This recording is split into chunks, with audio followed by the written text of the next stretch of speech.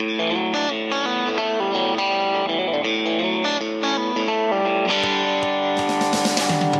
today what I'd like to talk to you a little bit about is share with you some of the research we've been doing in a multi-state effort to look at energy savings in swine nurseries. Basically, if you go to FinBin records or something like that, from 2010, Southern Minnesota producers, they spent about $1.68 per nursery pig on heating fuels. That's only 3% of the total cost, so it's not a huge thing. You're not going to make big money here. But there's some savings, there's little bits that you can tweak and put maybe a few dollars in your pocket. We know nurseries are a large consumer of that fuel. We got to keep that room warm for those young pigs. If we can reduce heating fuel, we didn't measure this, but we're suspecting if we're burning less propane, we're burning less natural gas, whatever you're heating with, it only stands to reason you're probably going to have less greenhouse gas emissions, and as time goes on, that might become more important. It's another benefit of maybe this management scheme. And then if we can do all this and maintain pig performance, well, then the savings is pretty obvious. Even me as swine nutritionist can figure out that pig performance is the same and use less fuel, you got to be saving some money. So we go back to some work. Mike Brum's in the room back at when he was at Nebraska back in the early 80s. First introduced kind of this thought of reduced nocturnal temperature, and basically what they did there is they had the control room, maintain that temperature in the control room, and then step it down as they went through the periods of the experiment.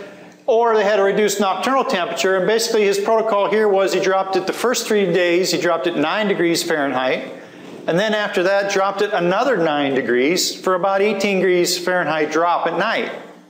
And basically, to summarize a few papers in that, Mike's conclusion was that didn't work. They had sick pigs, they had a little bit higher death loss, performance wasn't as good as he thought, so I thought, well, maybe that's a little bit overkill and too much of a drop. And you notice it's done here, here's the outside temperature, and it's quite a bit cooler outside, so he did this during the winter time. So then followed up with a few more studies, and looking at pigs here at 3 to 4 weeks of age, lowered the temperature about 11 degrees Fahrenheit, starting 1 week after the pigs arrived, and did that for 12 hours a day, so the 12-hour nighttime period. And lo and behold, was improvement in average daily gain and gain to feed or efficiency of feed conversion. And saved about 15% on propane and electrical costs. Kind of tuck that number in the back of your mind here for the next 45 minutes. Then followed up with a second experiment, same age pigs, same degree temperature drop at night, but extended that cool period to 8 or 16 hours. So have a cooler temperature for a longer period of time, should save more fuel. Found an improvement in average daily gain and a 19% reduction in heating and electrical fuels or costs. So 2 studies, consistent reduction in fuel costs, and maybe some hints of improved animal performance. Well, a lot of this makes some sense when you look at, if you ask the pig, what does the pig want in terms of temperature? Here's some Canadian work where basically they let the pigs choose what temperature they want at nursery pigs throughout the day. And if you look here along the X scale here, we have time of day, so that's midnight, there's noon, there's midnight again. And we see this line in the middle is the average of what those pigs preferred. And we look at the low point at about 5, 6 in the morning, is where they liked it really cool. And you get out here, what's that, 6, 7 at night was the peak. And this difference between the low and the high was about 7 degrees. So if you let the pig choose, he wants it about 7 degrees cooler at night than during the day. So we started thinking about this in our research group in the upper Midwest, and we said, well, fuel costs are still high. They're going to go higher probably. Does that old reduced nocturnal temperature, or what I'll call RNT, does that have any merit now? What's changed? Well, we have younger pigs now. In those old Nebraska studies, they were 3 to 4 week old pigs. Now we're closer to 19, 20 days, maybe a little bit on the younger side of this. And younger pigs going to need a higher temperature, so maybe we should reevaluate it, and maybe we can't get by with reduced nocturnal temperature because we've got younger pigs. But the flip side of that is we've also got leaner pigs.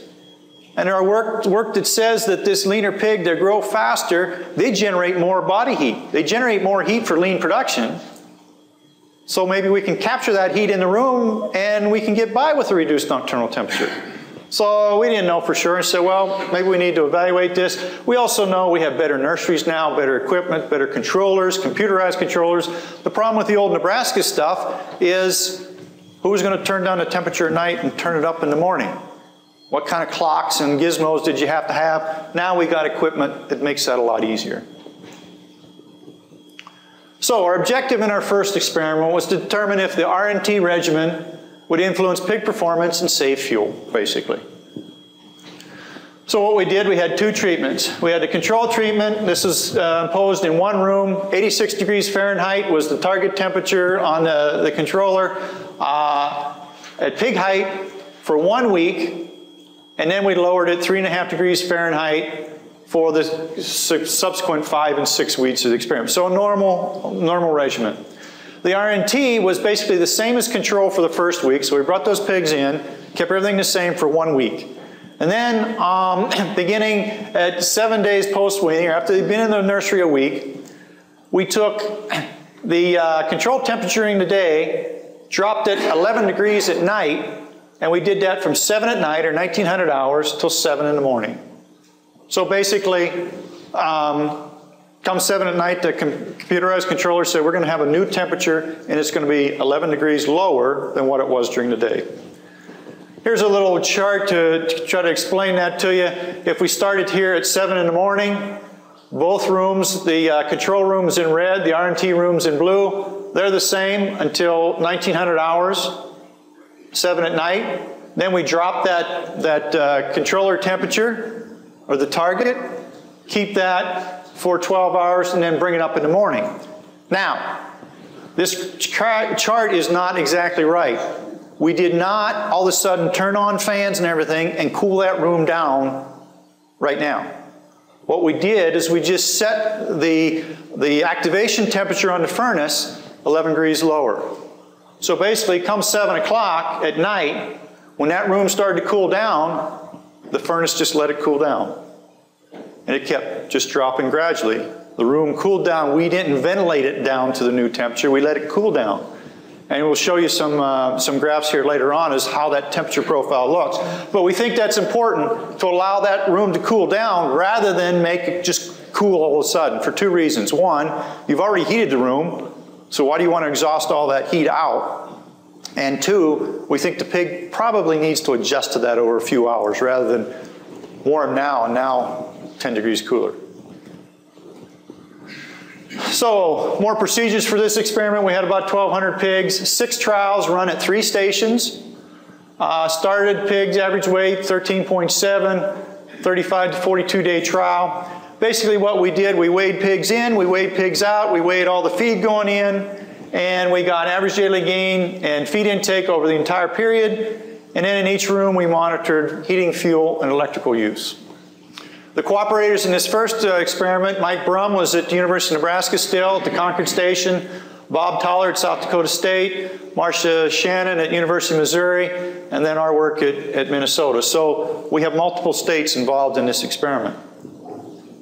So if we look at the overall performance, a few things to point out. The blue bars are the control treatment, the gray bars are the reduced nocturnal temperature. We're looking at average daily gain here.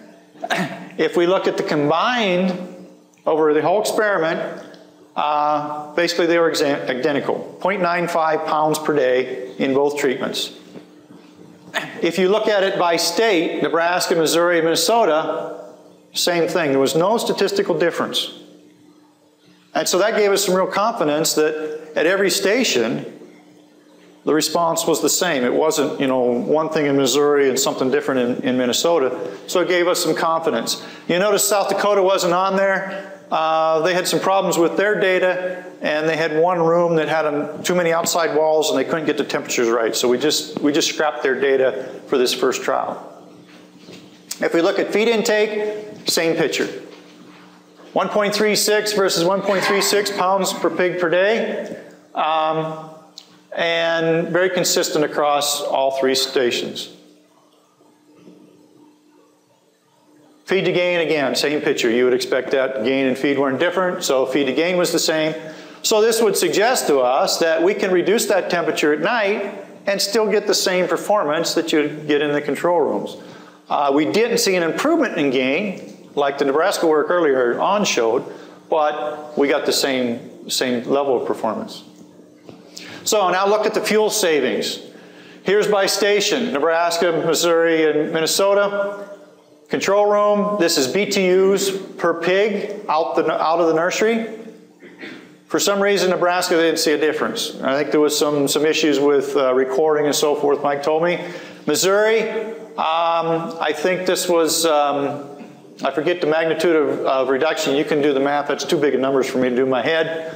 But we saw a significant, big reduction in fuel there. In Minnesota, the same thing. Overall average, with Nebraska's data in there, a 17% reduction in fuel use. Now, if you're a real math wizard, it wasn't statistically significant, but it was consistent. We kept seeing that reduction. The other thing to note is don't take these numbers home and say, well, this is the fuel I should be using. Because I think the important thing is to look at the relative difference. In Missouri, for instance, they had a large room, they had a few number of pigs in it, they had a lot of space per pig, so they were heating a lot of room with fuel rather than pig's body heat. So their numbers are maybe a fair bit inflated just because of the way they were managing their barns. We'll see some data later from some commercial farms where the fuel used per pig is pretty high. I think the important thing for you to take home today is look at the relative differences, and your numbers on your farm are going to be different than these. Electrical use, again, we saw a reduction across all the stations. Ours in Minnesota, we didn't have a very big reduction, but it's amounted to about almost an 11% reduction in the use of electricity. So here again, we're saving electricity, we're saving heating fuel. We put some economics to that. We figured propane at this time this study was run, did the calculations, $2 a gallon, electricity at 8 cents a kilowatt hour, and the orange bars are heating fuel and the yellow is electricity. Nebraska didn't have any real difference except for electricity. In Minnesota, we saved 52 cents per pig leaving the nursery. Of course, Missouri, there was a big difference there. The average of everything was $1.60 per pig. The average of Minnesota and Missouri was $2.39. So the point is somewhere around $1.50 or more per pig with this set of calculations. So summary of experiment 1. Reducing that target temperature for the heater by 11 degrees at night, beginning the second week. We didn't have any influence on pig performance. We reduced heating fuel by about 18%. And electrical use by about 11%, and this ranged from $1.60 to $2.39 per pig out of the nursery. So that seemed pretty good. We're pleased with that. It was consistent across stations, and kind of a cardinal rule of most faculty members and scientists is if you get a good result, don't repeat the experiment because you're not going to see it again. But you guys want to see it again, and we thought we needed to. So we started asking a few questions of our data. It says, well, are these responses in pig performance and fuel saving repeatable? Can we do it again? And secondly, what if we're more aggressive? Maybe we're leaving some dollars on the table and we can get at this reduced nocturnal temperature a little bit harder and save even more fuel. So our second experiment, we did the same control room treatment, same as before, but our reduced nocturnal temperature, instead of starting it after the first week the pigs arrived, we let them come in for 4 days. And after 4 days, on the 5th day, we started the temperature reduction at night, and we targeted 15 degrees reduction instead of 10 or 11 before for the same 12 hours at night. So started earlier and tried to get a bigger drop. Same kind of temperature pattern here, target. We dropped it at night, brought it back up in the morning, and again, same thing. We just let the room cool down.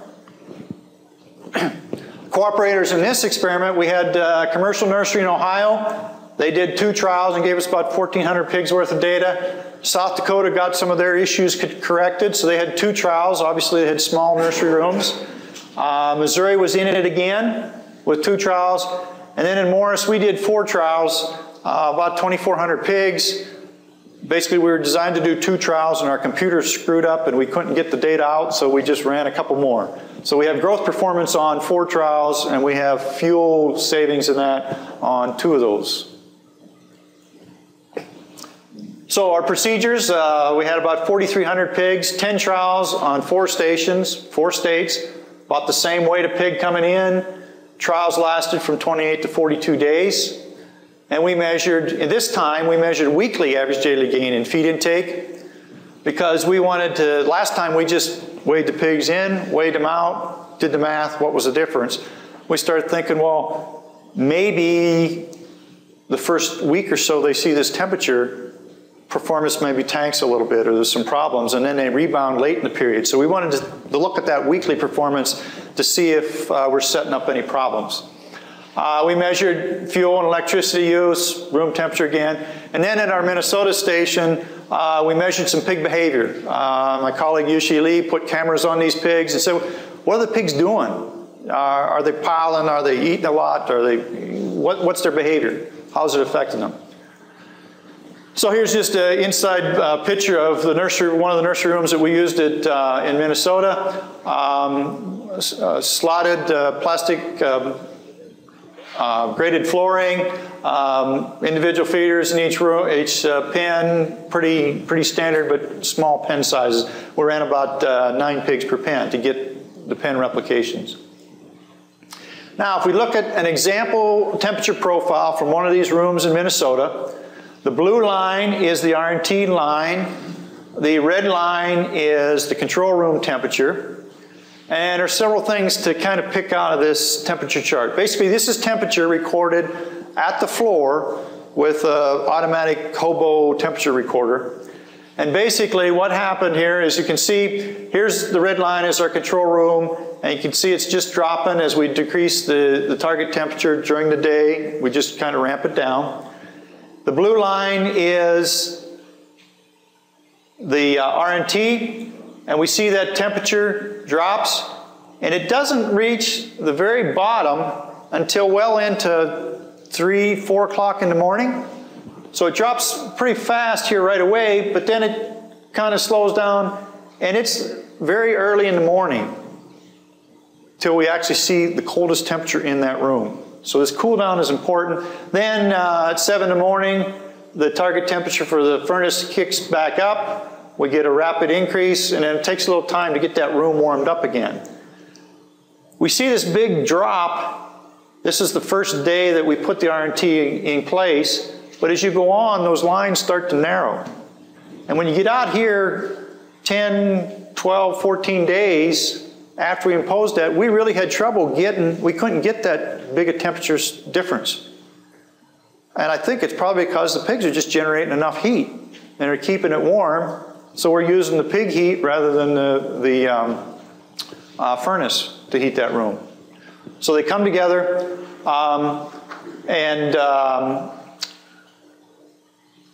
we don't have the ability to get the big swings. Then we get out here and we're essentially no difference. I followed the runtime logs on our furnace, and we get out here, the furnace absolutely did not run a single time from 7 at night till 7 in the morning. So it just basically shut off. So what's that doing to pig performance? Again, control is the blue, R&T is the gray. Here's average daily gain. No difference in feed intake.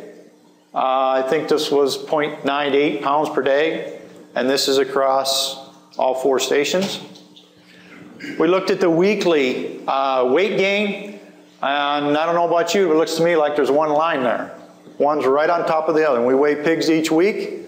There's no differences there. Average daily feed intake. And we were wondering if maybe we might get a bump in feed intake down here or somewhere when the pigs are dealing with the cold weather. Feed intake was the same. And of course, feed to gain, well, those two are very close together and aren't statistically different. So we also looked at pig health. We recorded the number of pigs or the number of days that we had to treat pigs. We looked at the number of dead pigs, sick pigs, and these are count data, and the number of days that we treated pigs. Again, no statistical difference. So it appears to us that using this reduced nighttime temperature doesn't chill the pigs enough that they start scouring and creating problems. Average temperature in the rooms.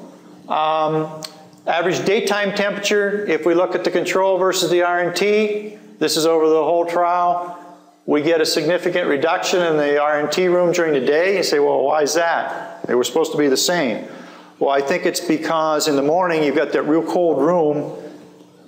You put the temperature up, it heats up right away, but there was still that little bit of a curve to try to get it up to the room, the control room temperature. So it lags just a little bit. Nighttime temperature, significant difference. What's that? About 5 degrees is what we're actually able to achieve, measured at the floor in these rooms. And this is across all the stations. If we look at a plot of these temperatures, the blue line, solid line lines up here. This one with the blue square boxes, that's the control room temperature during the day. So it drops as we go through the nursery period. At night, it's basically the same, maybe a little cooler, just because it's it's cooler at night.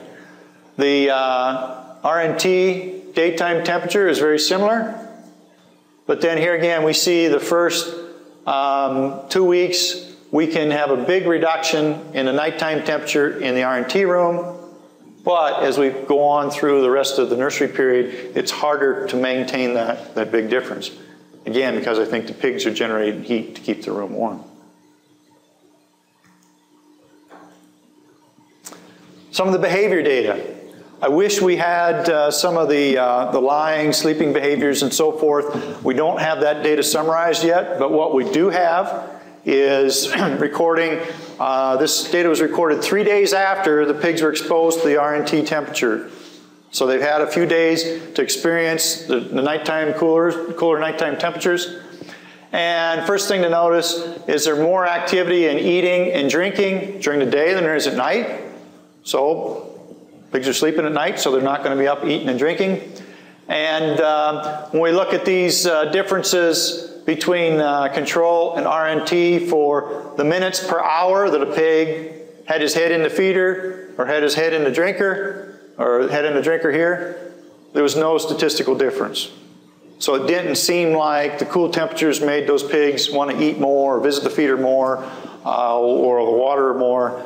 And that kind of fits with our average daily feed intake was the same across the 2 rooms, so it doesn't appear it affects that. We're anxious to see the behavioral data in terms of postures. Were those pigs, particularly in the first few days after the RNT, were they cold? Were they piling at night? Don't know. We'll look forward to that, but certainly the health data didn't suggest that there would be a problem. Get to the fuel and electricity use. Heating fuel in this chart is in orange and electricity in yellow.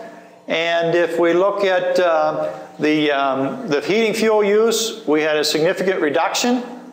I think that's close to 29% in heating fuel use for the RNT rooms, and 15% or something like that for electricity. Electricity is expressed as kilowatt hours per pig per day, and fuel use is BTUs per pig per day. So we've chunked it out on a daily basis. Question? How come electricity is down? Because you're not ventilating quite as much, and your furnace isn't running. Oh, so we're just talking about the power to run the furnace. What we did in basically all the stations is put electrical meter outside the room that was measuring everything that's used in that room. So lighting and all that, and we worked, lights were on timers, so the lights came on both sides. So the only difference it could be is fans and heater. So Other question? So that equates to about 4 gallons a day, 10,000 BTUs a day. A gallon LP is 90,000. 92, yeah. So 92,000, so every day we got half of a gallon. So on a 40 to 50 day turn, that'd be 4 or 5 gallons. Yeah. Yep. Okay. So now if we look at it across the stations, we see the same picture. Ohio. Ohio had, this is again expressed on per pig per day. They were one of the highest in terms of use of fuel in the control room. And when I saw those data, their propane data, I looked at it, I said, this data can't be right. Man, they're using a lot of fuel. I called my cooperator in Ohio. He went back to the farm, says, yeah, we know we're running a little too warm, and we're blowing through a lot of fuel. And but even in that case, they were able to save a fair bit of propane. They didn't have the capabilities to measure electricity in a separate room, so we don't have that data for them. Missouri, again, because they're large rooms, small density of pigs, they used a fair bit of fuel, but still a reduction in fuel use and a very small reduction in electricity. Likewise, South Dakota, in Minnesota, we cranked things down and we were able to save, what's that, almost 50% in our heating fuel. So again, the point is, now we've got another state, a commercial nursery, and all 4 of them show a reduction with the RNT. So I feel pretty comfortable and confident that if we implement this, you're going to save some fuel. Question. Yep. So these, I think you made a comment about this at the beginning. So these are plates the birds might go blue negative, ion pigs. They're healthy pigs. And there's no supplemental heat feed laboratories. Nope. No. So and then they're filled day 1, barn, fill over a week, the barns. These are all placed day 1. Yeah, both rooms are placed the same day. Even on the commercial, they're filled. They might have been a day or 2 apart. I don't know exactly, but essentially it was the same flow of pigs. If I told you they went in exactly the same day, I'm not exactly sure, but it wasn't a week later or something. They were together.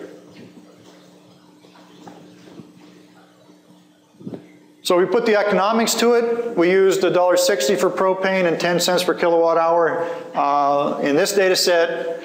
And basically, we see quite a range. The Ohio group were able to save a fair bit of fuel cost. Overall average, $1.73. Last experiment, I think, if you recall, was about $1.60 average.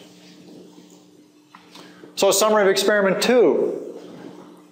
Reducing the room temperature furnace set point, that's maybe a better way to describe it. The furnace set point is reduced 15 degrees at night, starting the 5th day after arrival.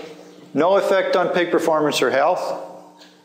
Reduced heating fuel and electricity by 29% and 19% respectively across all 4 stations.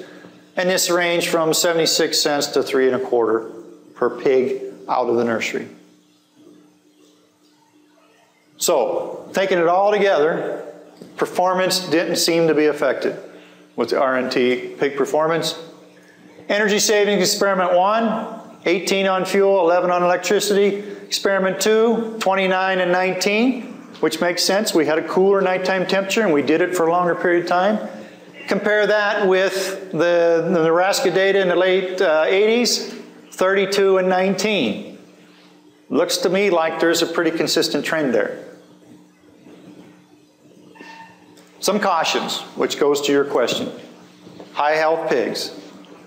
We didn't have immune challenge, real problem pigs here. We got to put that caveat in. Could the response be different? One could theorize that it is. Provide a high quality environment. I think it's probably going to be less forgiving on drafts. If you're going to cool that off, you can't be having the drafts and wet floors and some of those problems. So, and I think we did a pretty good job of providing a high quality environment for those pigs. So keep that in your thought process. Very important to let the room cool down. I'm sorry, you need to explain how you did it. Pardon me? How did you get that? How did you do that? I mean, in my mind, if I take my controller, if I have my controller, if my set point is at 75 or 76, and I say, okay, tonight I'm going to reduce my controller down 9 degrees. My fans are going to kick on. Yeah, no. Mike's going to tell you this. Because I'm the one that works with controllers all the time. The way we did the work at Nebraska, this was in the early 80s, we had mechanical thermostats in rooms yet then, so our furnace thermostats were on time clock, day and night, okay, and that's how we accomplished it. Today's controllers, there's only 2 controllers I'm aware of that you can automate this turn down at night, because what you're really changing is only the furnace on temperature, okay, because you don't want fans to come on. The Ventra, or the Series 2 Expert, or the Ultra for Aerotech. Those are the only controllers that have day-night options for device set points automated. You can do it manually in any controller out there, and we've done that already, and I've had producers do that. If you do it manually at night, you lower the set point for the on temperature in the controller. For the heater. On temperature for the furnace. The on temperature for the furnace is what's lowered manually. So in a TC5 or Aerotech or a CV4 radar controller, it's the offset for the furnace. Manually goes down 10 degrees at night. So you just take your offset and set it to the new point. Yeah. Okay, and the room will come down, and at 7 in the morning, or when you come in to do chores, you bump it back up. Okay, why haven't we talked about this before in the industry if I sat on all this data and we knew about it? Because we never had controllers that could automate it. And I didn't understand lead, none of us understood controllers enough to be able to stand here and say, here's 2 controllers that you can automate. You bring up a good point. If you change your set point in the room, fans are going to come on and you're going to get that blue graph. You're going to get that drop, and you don't want that. Do not, because the wean pig is 4 degree an hour temperature change. And if I turn all the fans on and drop the room 10 degrees, I got a mess. I ran at Nebraska after discovering and doing the research. All of the pigs that went through my nurseries in Nebraska since the mid-80s always had a reduced nocturnal regime applied. And that's true at Minnesota. Since we did the second study, that's our routine procedure is we set the controllers, we let them have 4 days, and it's RMT the rest of the way, all our nutrition studies or anything. This doesn't have anything to do with your research, but do you think then that pigs follow this nocturnal habit all the way through the finishing department? Isn't real clear. And it doesn't matter in finishing as much because you're already getting rid of heat. No, I realize that, but that's what we're saying. Pig's preference, that all of the data that you can find around the world on pig's preferences for temperature are, even in adult animals, are cooler nighttime temperatures.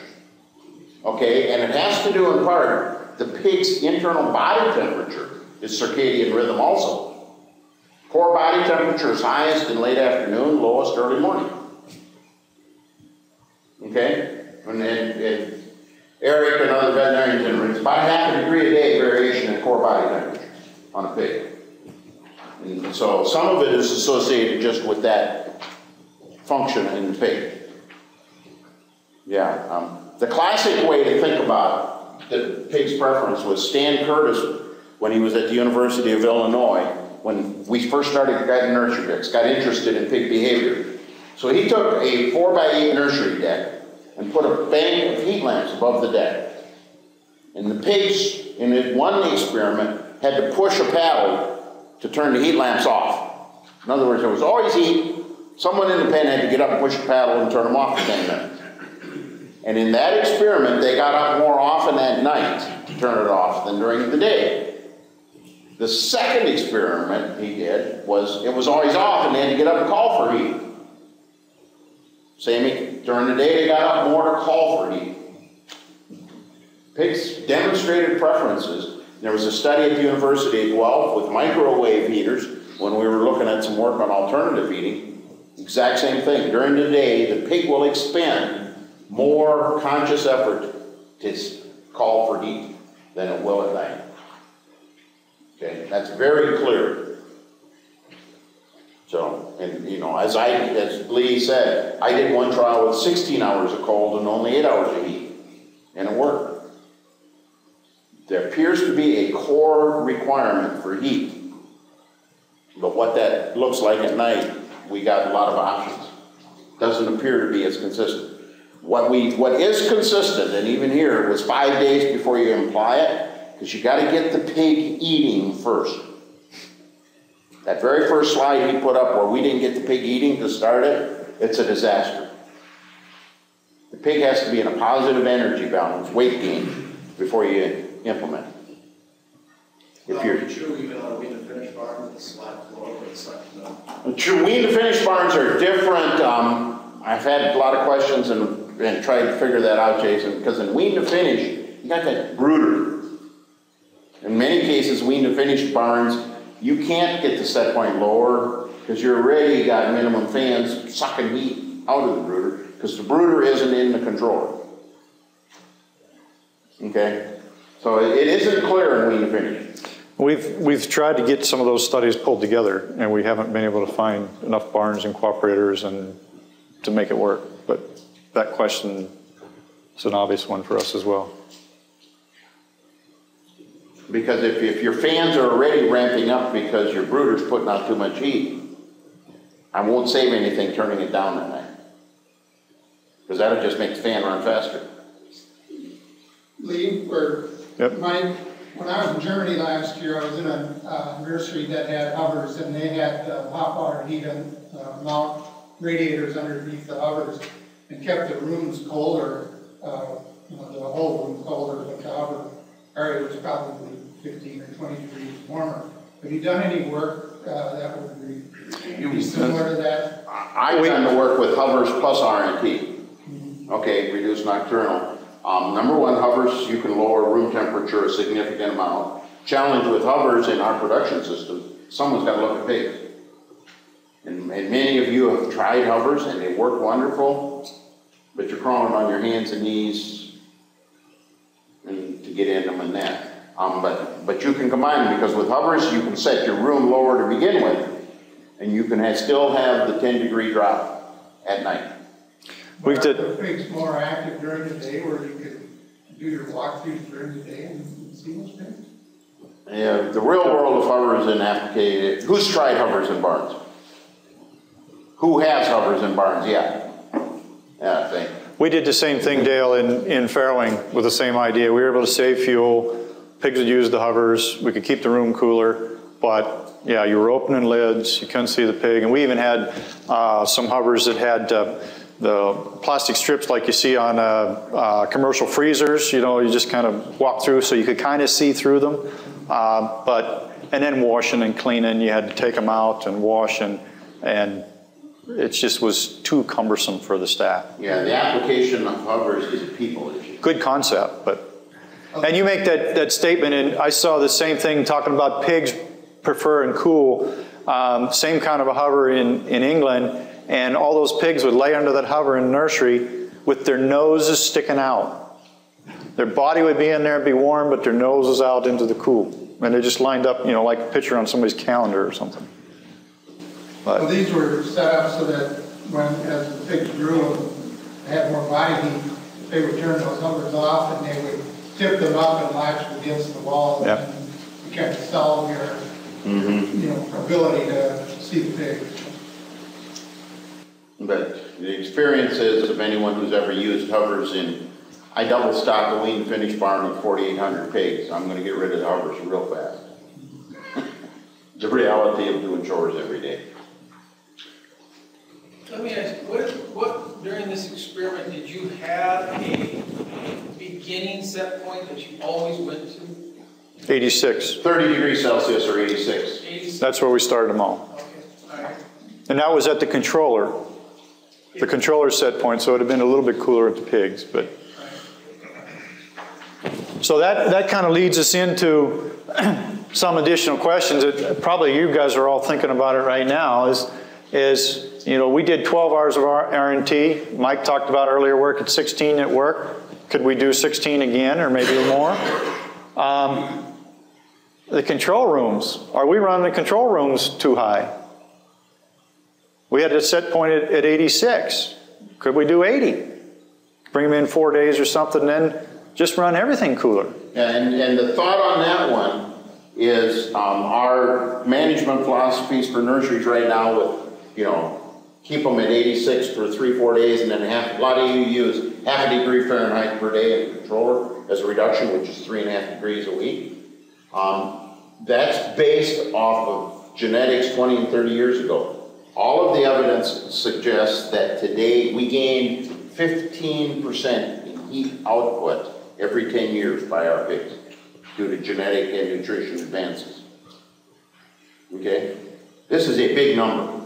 I run an 8,000 head nursery, and our start point is always 80 degrees. By 24 hours, we're at 79 degrees, and at day 7, we're at 77 degrees, and have perfect health. The data suggests even under that scenario, you can try turning it down 5 or 10 degrees at night. I wouldn't first turn a couple turns if I were going to implement an R&T regimen. I would not go 15 degrees. Absolutely. And I've had some producers been doing R&T for years, manually turning, and first turn, just turn the furnace offset down 5 degrees. Next turn, try 10. Get comfortable with it, because the pigs will pile. If you walk in there at midnight, there's going to be a pile of pigs, and you're going to be uncomfortable looking at it. You need to get comfortable with how that works. It's just real hard to absorb. For 20 years I've been preaching not having big temperature swings. Yep. This isn't a big rapid within 1 hour swing. It's the cool down. It's the gradual change. That's the key component of this whole thing. Okay, and you're right to tell them no big temperature swing. But when you think temperature swing, you're thinking boom, spikes and that, versus a very controlled, conscious, which you've never experienced. And here, I mean, you've seen the data. This is all the data we have. And every station, every time, shows no difference in pig performance and the fuel savings, which is, to me, kind of obvious. But the lack of difference in pig performance gives me confidence to say it must be working and not be bad. Then the comment here about robust management kind of gets to your health thing and that's a question we don't know. And so that the comment about just doing 5 degrees or do it gradually, if you got some health challenged pigs, that seems prudent to go easy into it. Yeah, and in 1988, I wrote a series of recommendations in the Nebraska Swine Day report on implementing this, and one of the statements in my series of recommendations is, don't be afraid to bail out if health is bad. Okay? If it ain't working, get out of it. So, I mean, I think we've taken care of the conclusions. Pig performance isn't different, and heating fuel was in that range of 20 to 30% savings, 10 to 20% electricity. And just acknowledgement, Pork Board funded this, Minnesota Pork Board. My technician at Morris kind of gets the data all pulled together, a crew at Morris, and then the collaborators in other states. Couldn't happen unless we had these 4 different states. Facility work is hard to do, to get enough control and get enough replication, and these collaborators were good about that. And we get different geographic locations. Gives me more confidence as well that it's working in Missouri, it's working in Minnesota. So what do these pigs look like at night when we drop them 15 degrees? Were they 3 deep? Were they a pig and a half deep? Were they spread out? Were they piled? they were tight. They looked chilled, to tell you. And we'll have that behavior data. You know, Yushi, what did you do? You measured 24 hours. You taped them. Yes. So we've got videotape for 24 hours. Starting in that 3rd day after R&T. So we'll be able to look at that, and we'll be getting that data out. We just don't have it summarized for this. But at Nebraska, when we did it on all our trials at night, they were hot. They look cold. They look cold. You walk in and you'd say, oh, this ain't right. But The data is absolutely consistent. Is there a way, other than changing your controller, is there a cheaper way to wire that in? Just your furnace? Does it have to go through the controller? You need your controller, your furnace through your controller because of that link to your variable speed fan to prevent furnace and fan fighting. Okay? Because if you don't, now I'm sensing and driving the furnace off of something else and it's not linked, and you can really get some wacky stuff going on. So most of you, again, you got a controller. And we have not been able to figure out how to automate it unless you've got the Ventra or the Series 2 Expert, which have day-night functions that you can program. The others, you're going to manually have to lower the furnace on temperature. And you're probably going to have more than 12 hours R&T too then. But that part I'm not worried about. That's probably not going to be a problem. I can see where changing the offset on the furnace will give you a gradual decrease in temperature, but when you reset that in the morning, once you... It's a very sharp spike rise, yes. Goes up, yep. All of the trials have been the sharp rise at 7 in the morning. Okay. And why 7 in the morning? When we did our first experiments, we looked at Stan Curtis and other data on when pigs chose, and their preference was warmest 4 to 6 in the afternoon, coolest 4 to 6 in the morning. And then pigs themselves, about 5 to 6 in the morning, start calling for warmer temperatures. Trying to get to that, there we go. They start calling for warmer temperatures 5 to 6 in the morning. We chose 7 because I said I don't want to turn the furnace on at 5 in the morning when outside it's still got 3 hours to get cold. And that's why we went 7 to 7. The pig says I like 5 to 5.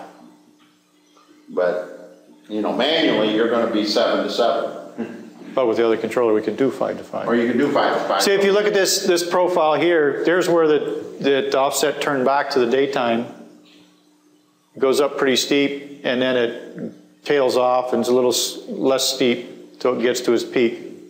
So right away, you get a big jump, and then a little more gradual to get to the daytime set point. And in these trials, did you use a mat or any kind of floor covering? No. No, there was no mat. The only thing, somebody asked a question about how heat lamps and that. In Morris, at our trial, we did have one pen in each room for those knothead disadvantaged pigs. We'd put a heat lamp in there, but we were very rigid. If we put a heat lamp in this room, the R&T room, we put a heat lamp in the control room, even if there was no pigs under it, just to get the electrical use. Because the way we stocked the rooms was the truck backed up, we put 290 pigs or whatever in this room, and he backed up the other 290 pigs. We didn't do any sorting or whatever, so whatever, they were gate cut. So we did do that for one pen in each room, but the bulk of the pigs were on that plastic floors. And I think that's the same in the other stations. Yeah, two questions, both of you, and it pertains to the circadian rhythm of the pig. Number one, research has been done with respect to what might be going on with lighting in the room, night versus day. And then the other question, seasonality differences as the outside, both daylight and temperature shift. Well, let's start with seasonality first. The rate of cool down is a clear seasonal function, because that's just the difference between heat loss through your wall, because you haven't changed the heat loss at all through your fans. But if you lower the set point in the room, you change heat loss through the wall. And these trials were all done in the winter, so that we wanted to make sure we could have a cool, so we get the temperature down. Right. Right, so it's a winter issue. The other one is, what about lighting? There have been a number of trials around the world on the impact of lighting on pig. I'm aware of only one trial that in one instance showed that the nursery pig might respond to lighting. At this point, there is no evidence strong enough to suggest you gotta leave lights on in a nursery or daylight versus night. The pig, as you well experience, generally locates its resources by its nose. All of its social ranking, all of its fighting are done by odor. And some of you, if you've raised pigs long enough, have all said, geez, I didn't know the pig was flying until I went to load it. And they do quite well. Yeah, that's right. So there is no evidence at this point to suggest light plays a role at all. And in this case, the lights are on all the time in your work, Lee? No, they were on for chores. Okay. And then off. Same in both rooms. In my room, my work, I had 140 watt bulb on 24 hours a day, so that if I really was quiet, I might be able to open the door. Are you through with the... That's all the slides I got. If someone wants to get the light switch, and we've got a few more minutes left for questions and discussion, but it might be useful. Right by the door, Eric, and you want to push the upper left. Does it make sense that this would follow through in a finishing barn the first 6 weeks in a finishing barn? But again, we tried one experiment at Nebraska with it. Again, by the first 4 to 6 weeks, you're generating so much heat, depending on season of the year. Look at here in the nursery. But you're different, but Nebraska is a lot different than... No. I'm talking right now, today in Minnesota. Oh, okay. Okay, think about your barns. How often does your ventilation system sit at minimum only? Anytime your ventilation goes faster than minimum, what have you done? Reacted to heat in the room and the ventilation system sped up, right? So finishing barns, it becomes really tough. Because, well, let's take a finisher, single stocked finisher, curtain sided with an R30 in the ceiling, because I know the numbers. Ventilated at 1200 head with two 24-inch fans, stage 1, set at 50% minimum, is 4.8 CFM a pig, using APP 24F fans. Okay? Your balance point temperature in that room with curtain side walls is 40 degrees. That is the incoming air versus heat loss and heat production. The room is in temperature balance at 40, outside air temperature. By the time you get to 100 pounds, your balance point temperature is down around 0. Because you're just generating so much heat by the pigs. Lee, you had a point on... Well, just to take to even at the end of the nursery here, we have trouble with those small pigs getting that temperature difference. And it's amazing to me how much heat those guys are producing. They're eating a lot of feed, there's a lot of lean tissue growth. As Mike said, we got leaner pigs. You're generating a lot of heat. And Mike's done all the calculations on this balance. He's more an engineer than he is a nutritionist. So he's got those calculations, and it's all theoretical stuff that's proven. So yeah, the other way to think about it, to really grasp the genetic change in heat, the best estimate we can come up with today is that by the time you get ready to start topping a barn, when the pigs are about 250 pounds on barn average, you're somewhere around 1,000 to 1,200 BTU total heat per pig per day hour, of which 700 to 800 BTU is air temperature per pig per hour. So I got a 1,200 head finishing room. That's a million BTUs every hour. That's 4 LB whites running non-stop, flat out. We got a lot of heat, don't we? A 1,200 head barn filled with 40-pound pigs on one fill on a 0-degree weekend. You know, because the balance point is approximately 40. You will burn 500 gallons of LP. It depends on where, yes and no, because I got to know how good a job you did on getting your minimum ventilation correct. That's where your fuel bill goes. 1.08 BTU per CFM per degree Fahrenheit difference between outside air and inside set point. That's your fuel use that goes out the fan. 1.08 per BTU per degree Fahrenheit. So you will take your fans below 50% now? No, I didn't say that. Okay, the rule from the fan manufacturers, and I agree with it, no slower than 50% RPM. Okay, now, what does that mean in your controller? Don't have a clue, because there are so many things you got to do in your controller to get 50% RPM, which is 40% of the rated CFM limit.